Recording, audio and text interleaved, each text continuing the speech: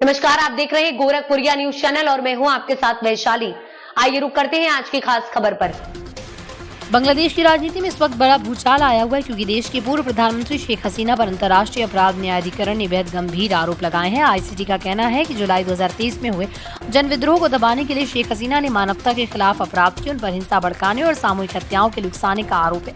इन आरोपों को लेकर बांग्लादेश की राजनीतिक गलियारों में खलबली मची हुई है क्योंकि ये सिर्फ एक राजनीतिक मसला नहीं रह गया बल्कि अंतर्राष्ट्रीय कानूनी मोर्चे पर भी बड़ी चुनौती बन गया। फिलहाल शेख हसीना भारत में और बांग्लादेश की अंतरिम सरकार उनकी तत्काल वापसी की मांग करी। अंतरिम सरकार का कहना है कि अगर हसीना ने निर्दोष लोगों पर हिंसा कार्रवाई और सत्ता में रहते हुए कानून का दुरुपयोग किया तो उन्हें बांग्लादेश की अदालतों के सामने पेश होकर जवाब देना चाहिए। भारत में शरण लेकर उन्होंने फिलहाल गिरफ्तारी से बचाव किया, लेकिन ये स्थिति कितनी देर तक टिकेगी ये देखना दिलचस्प होगा।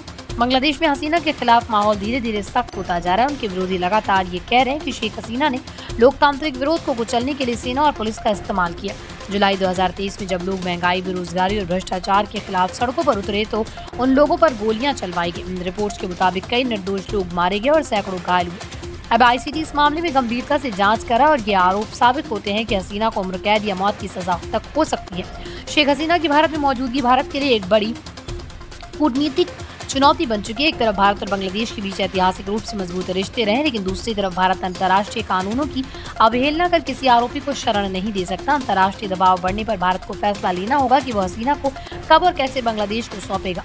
विशेषज्ञों का मानना है कि शेख हसीना की राजनीतिक विरासत अब संकट में। अगर आरोप साबित हो जाते तो न सिर्फ उनका राजनीतिक करियर खत्म हो जाएगा बल्कि बांग्लादेश की राजनीति में एक बड़ा सत्ता परिवर्तन भी देखने को मिल सकता है। ये मामला केवल शेख हसीना तक सीमित नहीं रहेगा बल्कि इससे पूरी आवामी लीग पर, पार्टी पर भी सवाल उठेंगे।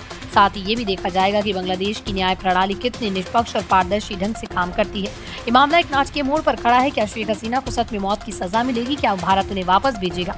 क्या बांग्लादेश की अंतरिम सरकार न्याय की राह पर चलेगी या इसमें राजनीति का खेल चलेगा? आने वाले हफ्तों में ये सवाल बांग्लादेश और दक्षिण एशिया की राजनीति को हिलाकर रख सकते हैं। इस साबित कि शेख हसीना के लिए आने वाले समय बेहद चुनौतीपूर्ण है और उनके लिए हर फैसला ऐतिहासिक साबित हो सकता है।